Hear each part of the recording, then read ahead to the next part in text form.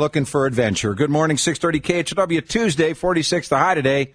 The dirty 630, 48 on Wednesday, 56 Thursday, 58 Friday.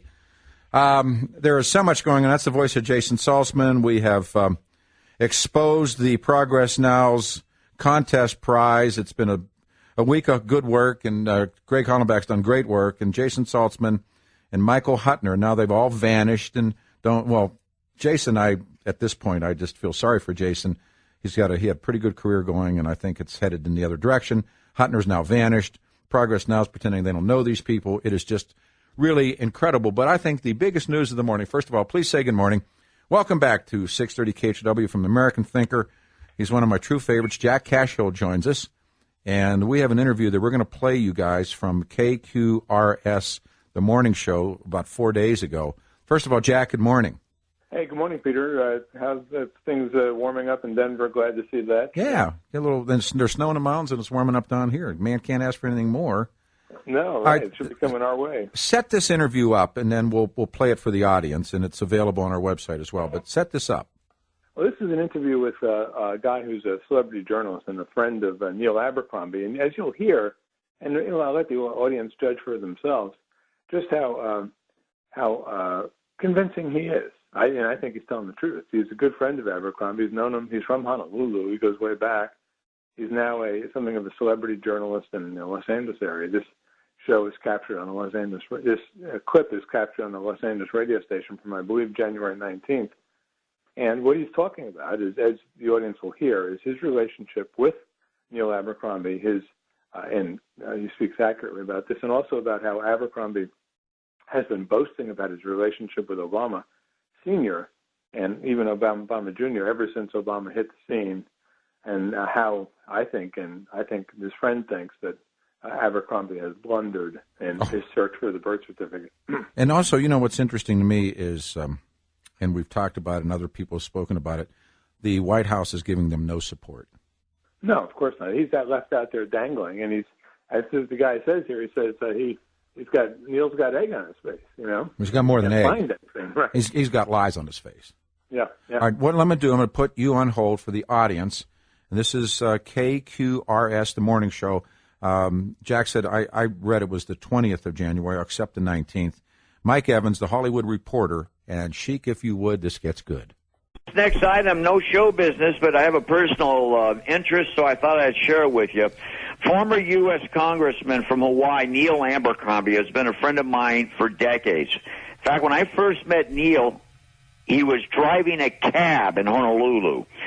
Well, Neil and I spent a lot of time together in Washington, D.C. during Obama's inauguration. Neil told me then that he was going to run for governor of Hawaii. He had enough of being a U.S. congressman. He also told me that stories, and he told me many times that, after Barack became famous, that when he was in college, going to the University of Hawaii, he was a friend of Barack Obama's dad, and he remembers Barack Obama as a little kid. He used to call him Barry.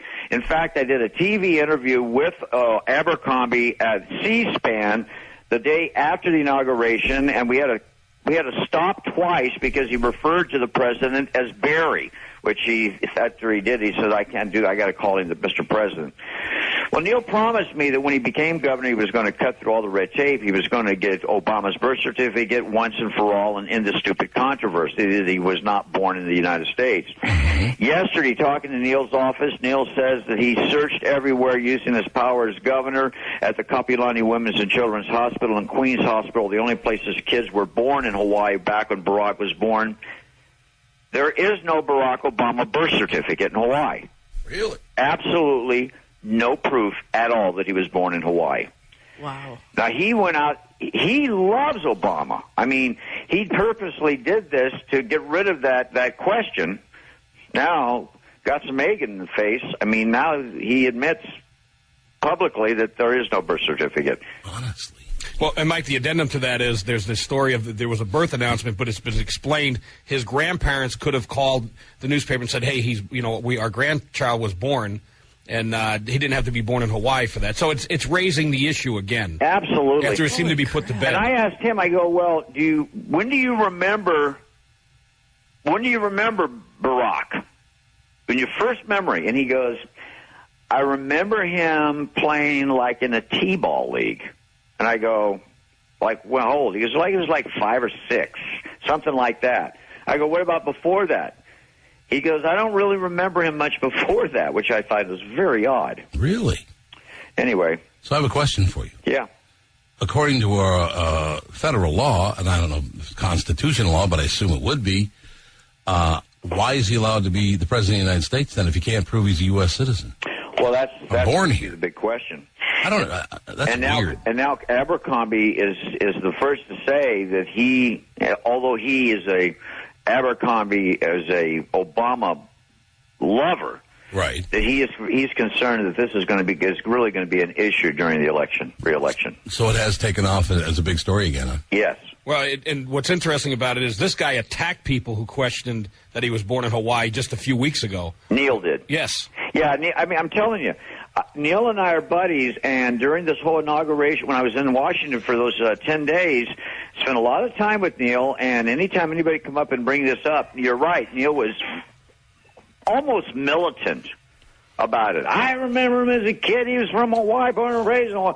So, needless to say, I think he was probably shocked more than anybody with the whole thing. I mean, don't you have to produce papers that say, in fact, you were born in the United States? So, wouldn't you?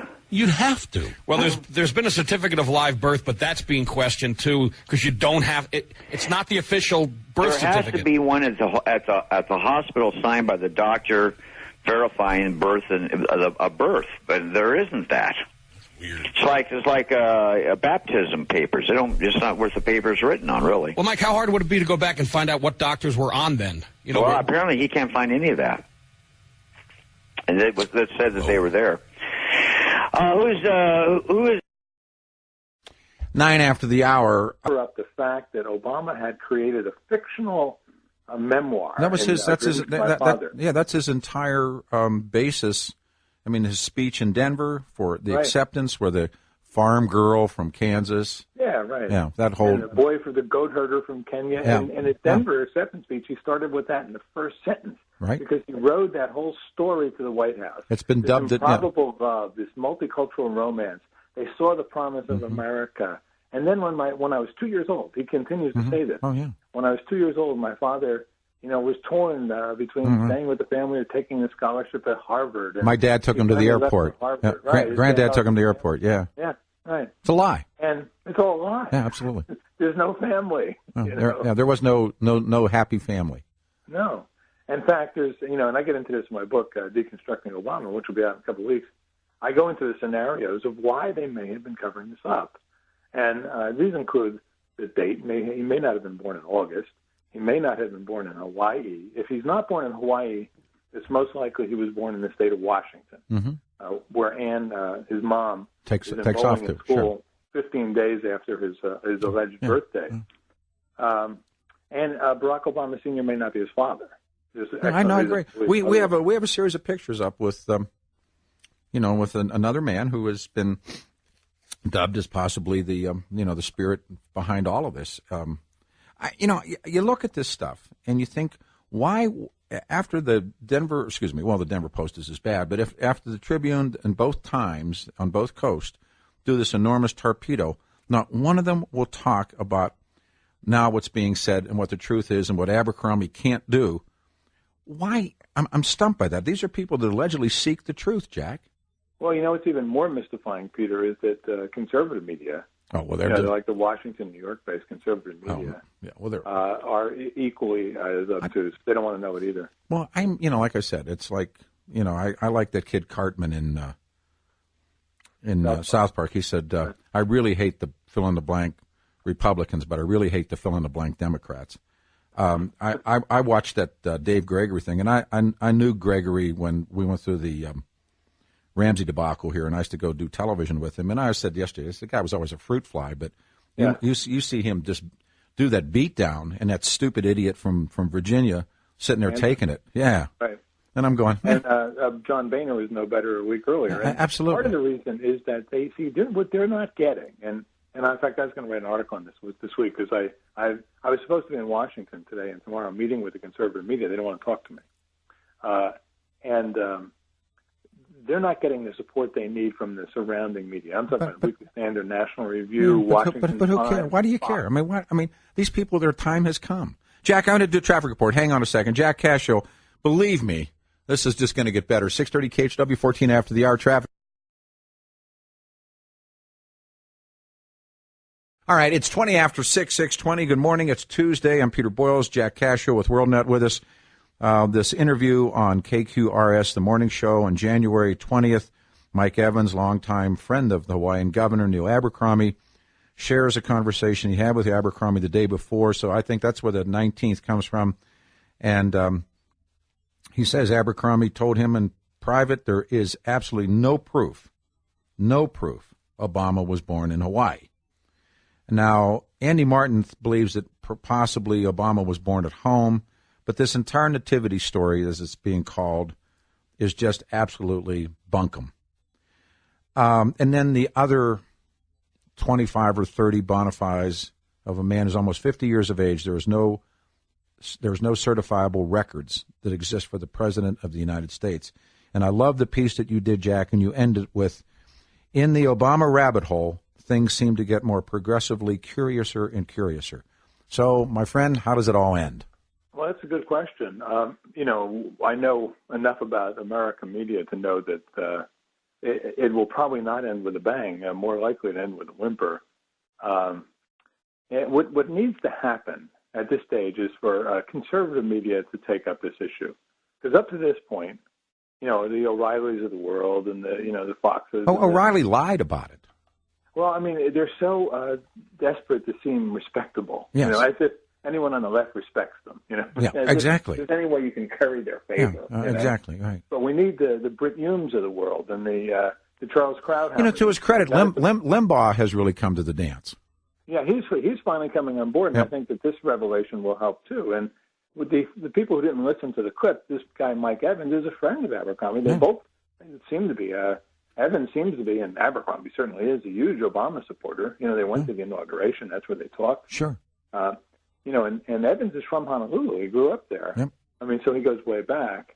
And we know now that Abercrombie is a fraud and a liar, and Sure. You knew that from before. But he's, what happens is sometimes you stumble into your own stuff. And I think one thing we could say for sure now, Peter, because when I first started reporting on this, and you too, you must have heard from a lot of people say, "Oh, this is just a setup. They're trying to suck the birthdays in, and then they're going to puncture that balloon." And it never was that. No way. Abercrombie was too stupid for that. And how can you insult birthers? I mean, birthers have been insulted from day one. I mean, so it's like, it's like you score no points. They're like, from the media's perspective, they're human pinatas. And I think at the end of the day, we're all going to say, like, we're all birthers now. Oh, sure. No, I mean, and what's interesting is, the people who made it so derogatory have simply drifted away from it. They don't use it as a pejorative anymore. In fact, locally, the lead probably left-wing columnist guy named Mike Litwin used to make derogatory remarks about birthers all the time. He ceased to do so. There's no more cartooning. Yeah. I mean, it's this is a serious issue, and what it really speaks to, as you know, is the absolute collapse of the American media. Absolutely. I mean, I watch these people. I work with them, and I'm like, tell people, it's just really the worst. Yeah, it's bad. It's horrible. And we have conversations. I'll have conversations with people, and I'll say, "But you mean you could walk a big story into a major newspaper, and they won't want to hear it?" We got one right here. Sure. I mean, I got this story here that they were all over Progress Now when they did their.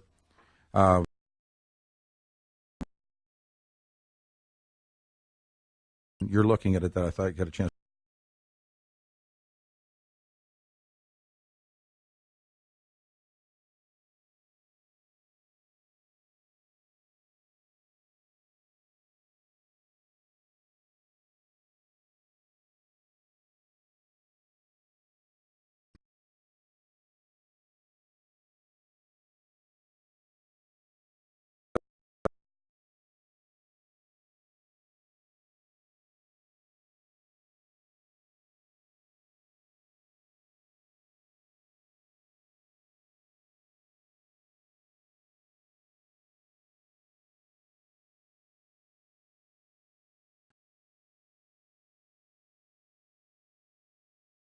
down over plans to moonlight at his old firm.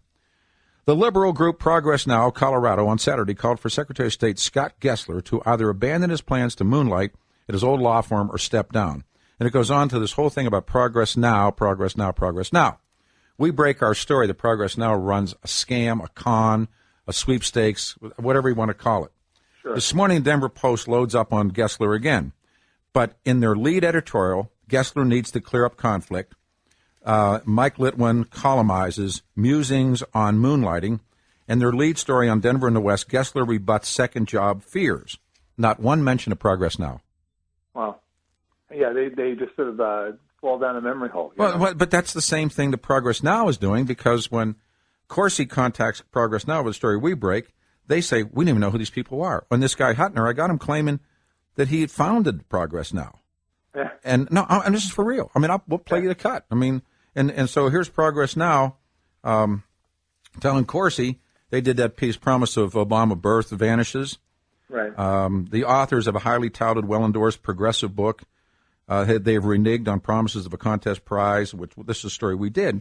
So Corsi gets a hold of this woman whose name is Ann. Let me read it to you. Ellen Dunn, the executive director for Campaign for Strong Colorado and spokesperson for Progress Now Colorado.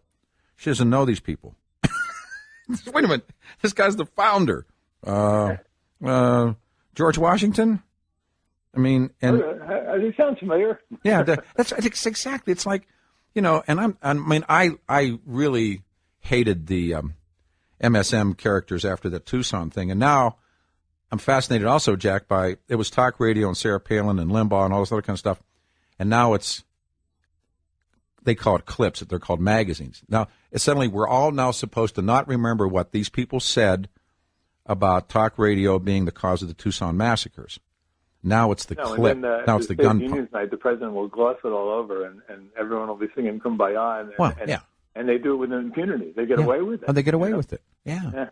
I get look at this and I go. And yesterday, the Denver Post that really spent tons of time beating up on talk radio, and I was getting emails. This was my fault, and the rest of the kind of stuff. All right, fine. Right. And it turns out the kid doesn't listen to radio, doesn't watch television. It's crazy.